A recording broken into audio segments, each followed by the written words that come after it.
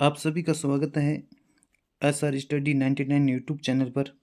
आज हम सामाजिक विज्ञान का जो पेपर हुआ था राजस्थान बोर्ड के अंदर, आज की जो प्रश्न आए हैं उन पर हम उसका सही उत्तर क्या है उनके बारे में भी जानकारी करने वाले हैं। तो आज का पहला प्रश्न है, 1871 में राजा विलियम प्रथम को किस देश का सम्राट घोषित किया गया था? जर्मनी का। अगला प्रश्न, द्वितीय विश्व युद्ध कितने वर्षों तक चला था? 6 वर्षों तक चला था, यानी 1939 से लेकर और 45 के बीच में चला था द्वितीय विश्व युद्ध। अगला प्रश्न, बंगाल में देश की पहली जूट मिल किस वर्ष प्रारंभ हुई? 1855 में। अगला प्रश्न, भारत में सर्वप्रथम प्रिंटिंग प्रेस कहाँ स्थापित की गई? गोवा में। अगला प्रश्न, कृषि वर्ष एक से अधिक बार बोया गया क्षेत्र क्या कहलाता है? सकल कृषि क्षेत्र कहलाता है। अगला प्रश्न, विश्व के लगभग कितने प्रतिशत जैव विविधता भारत में पाई जाती है? 8%। अगला प्रश्न, निम्नलिखित में से कौन सा उद्योग चूना पत्थर, सिलिका और जिप्सम को कच्चे माल के रूप में प्रयुक्त करता है? सीमेंट। अगला प्रश्न, वायु परिवहन का राष्ट्रीयकरण कब किया गया है? 1953 में किया गया था। अगला प्रश्न, सामुदायिक सरकार की व्यवस्था किस देश की गई है? बेल्जियम की। अगला प्रश्न, भारतीय संविधान में कंप्यूटर सॉफ्टवेयर निम्न में से किस विकल्प में आता है? संसूची, समवर्ती, राज्य, अवशिष्ट विषय, यानी इस विषय के अंदर आता है। इसका ऑप्शन सही रहेगा अवशिष्ट विषय में। अगला प्रश्न, जाति को समुदाय का मुख्य आधार मानने वाला व्यक्ति क्या कहलाता है? जातिवाद। अगला प्रश्न, निम्नलिखित में से कौन सा लोकतंत्र से बेहतर शासन है? इनमें से कोई नहीं। अगला प्रश्न, निम्नलिखित में से कौन सी एक असंगठित क्षेत्र से संबंधित गतिविधि है? दैनिक मजदूरी वाला श्रमिक, ये असंगठित क्षेत्र है। अगला प्रश्न, भारत में करेंसी नोट जारी करने वाली संस्था है, कौन सी है इनमें से? केंद्र सरकार, भारतीय reserve bank, state bank of India या शेयर बाजार? तो इसका सही उत्तर रह जाएगा है भारतीय रिजर्व बैंक। अगला प्रश्न, व्यापार अवरोधक के रूप में कर आरोपित किया जाता है आयात पर। अगला प्रश्न, अफ्रीका में 1890 के दशक में नामक कौन सी बीमारी बहुत तेजी से फैली थी? तो इस बीमारी का नाम क्या था? रीडर पेस्ट नाम था। इस बीमारी का नाम था रीडर पेस्ट बीमारी। अगला प्रश्न है, मशीन उद्योग के युग से पहले अंतर्राष्ट्रीय कपड़ा बाजार में भारत में रेशमी और सूती उत्पादों का दबदबा रहा था। अगला प्रश्न, खादिन राजस्थान की किस जिले में पाए जाते हैं? जैसलमेर जिले में पाए जाते हैं। अगला प्रश्न, बेल्जियम की राजधानी क्या है?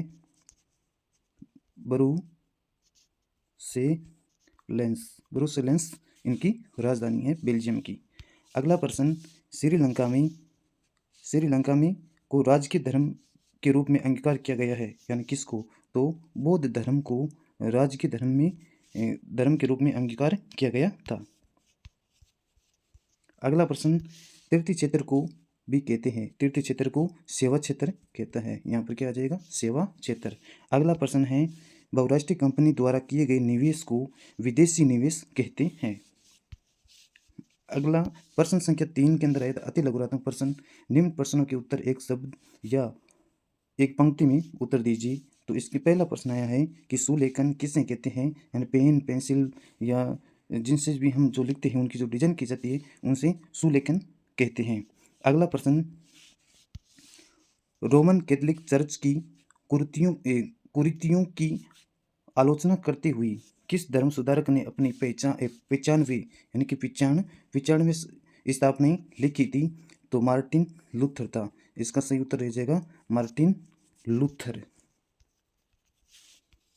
अगला प्रश्न, रस सुंदरी देवी ने आमार जीवन नामक अपनी आत्मकथा किस भाषा में लिखी थी? ये लिखी थी बंगाली भाषा में। कौन सी भाषा में? बंगाली भाषा में 1876 में लिखी थी।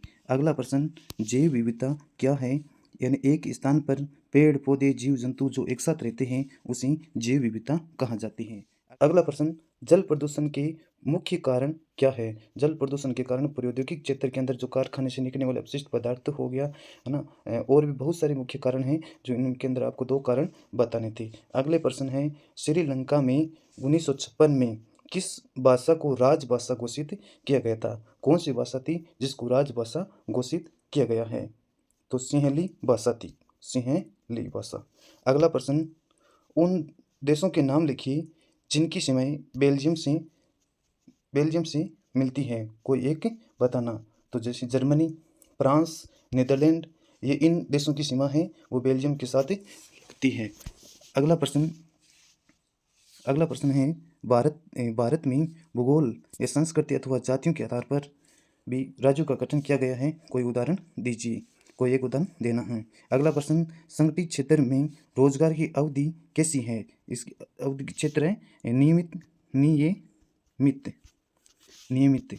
अगला प्रश्न, वैश्वीकरण की प्रक्रिया को उत्प्रेरित करने वाले प्रमुख कारक कौन से हैं? तो प्रौद्योगिकी तीव्र गति, ये इनके क्या है? प्रमुख कारण है प्रौद्योगिकी तीव्र गति। अगला प्रश्न, प्रथम विश्व युद्ध के कोई 2 परिणाम बताइए। अगला प्रश्न है, औद्योगिकरण किसे कहते हैं? अगला प्रश्न, मृदा निर्माण की प्रक्रिया का वर्णन कीजिए। अगला प्रश्न है, सिंचाई ने किस प्रकार फसल प्रारूप मृदा एवं सामाजिक परिदृश्यों को परिवर्तित कर दिया है? अगला प्रश्न, जनसंचार के प्रासंगिक माध्यम कौन कौन से हैं? अगला प्रश्न, आपके मत अनुसार संघीय शासन की कोई 2 प्रमुख विशेषता बताइए, कौन से संक्षेप में बताना है। अगला प्रश्न, भारत में महिलाओं के साथ होने वाले भेदभाव की कोई 2 रूप स्पष्ट कीजिए। अगला प्रश्न आया था कि राजनीतिक दलों के समक्ष वंशवाद एक बड़ी चुनौती है, इस कथन पर अपना मत स्पष्ट कीजिए। अगला प्रश्न आया था कि लोकतंत्र में सामाजिक विविधताओं के सामंजस्य हेतु किन शर्तों को पूरा किया जाना आवश्यक है, किन्हीं 2 शर्तों को स्पष्ट कीजिए। अगला प्रश्न, शिशु मृत्यु दर से आप क्या समझते हैं? विश्व व्यापार संगठन के कोई 2 प्रमुख कार्य बताइए। अगला प्रश्न, उपभोक्ता जागरूकता के कोई 2 उपाय लिखिए। अगला प्रश्न, इसमें दीर्घ उत्तरीय प्रश्न देना है। दीर्घ उत्तरीय प्रश्न जिसके अंदर उत्तर शब्द सीमा है कितनी है? 100 शब्दों के अंदर है। प्रश्न है, नेपोलियन की संहिता का संक्षिप्त वर्णन कीजिए। या अथवा के अंदर यह था कि उदारवाद राष्ट्रवाद के क्या मायने थे, समझाइए। यानी इन दोनों में से एक प्रश्न आपको करना था। अगला प्रश्न, भारत में कृषि विकास के प्रौद्योगिकी एवं संस्थागत सुधारों का वर्णन कीजिए। इसके अथवा के अंदर प्रश्न आया था, भारत में शस्य प्रारूप का वर्णन कीजिए। यानी इन दोनों में भी आपको एक प्रश्न करना था और ये प्रश्न 3 नंबर का था। अगला प्रश्न, भारत में राजनीतिक दलों में सुधार हेतु क्या प्रयास किया गया, किन्हीं 3 सुधारकों की विवेचना कीजिए। या इसके अथवा के अंदर जो प्रश्न है, लोकतंत्र में राजनीतिक दलों की आवश्यकता क्यों है, किन्हीं 3 कारणों की विवेचना कीजिए। तो इनमें से भी आपको एक प्रश्न करना था और ये भी 3 नंबर का था। अगला प्रश्न 19 नंबर, आप विभिन्न क्षेत्रों से उत्पादित वस्तुओं एवं सेवाओं के मूल्य की गणना कैसे करेंगे, उचित उदाहरण की सहायता से समझाइए। इसके अथवा के अंदर प्रश्न, आपके मत अनुसार अतिरिक्त रोजगार का सृजन कैसे किया जा सकता है। अगला प्रश्न निबंधात्मक प्रश्न आए थे और इसकी उत्तर सीमा है लगभग 250 शब्दों में आपको उत्तर देना था। प्रश्न संख्या 20, भारत छोड़ो आंदोलन का विस्तार से वर्णन कीजिए। अगला प्रश्न, शहरों में असहयोग आंदोलन किस प्रकार फैला था, समझाइए। ये भी 4 नंबर का प्रश्न है। अगला प्रश्न, निम्नलिखित में से टिप्पणियां लिखिए। यानी स्वयं सहायक समूह क्या है, जो एक व्यक्ति जुड़ा, इसके बाद 2, 3, 4 इस प्रकार जो स्वयं सहायक जो समूह जुड़ता है उस पर टिप्पणी लिखना है। या चेक सुविधा क्या है, उन पर भी टिप्पणी लिखना है। अगला प्रश्न, बैंकों की ऋण संबंधित गतिविधियों पर एक संक्षिप्त लेख लिखना है। जो ऋण किस प्रकार से देते हैं, किस प्रकार से क्या क्या गतिविधि होती है, उनके बारे में बताना था।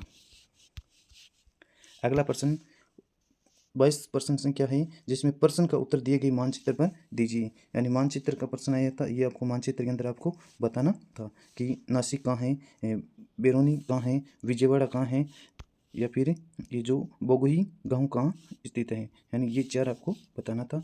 इसके अंदर ये है कि दिए गए मानचित्र में निम्नलिखित तापीय ऊर्जा संयंत्र को अंकित करना है। गांधीनगर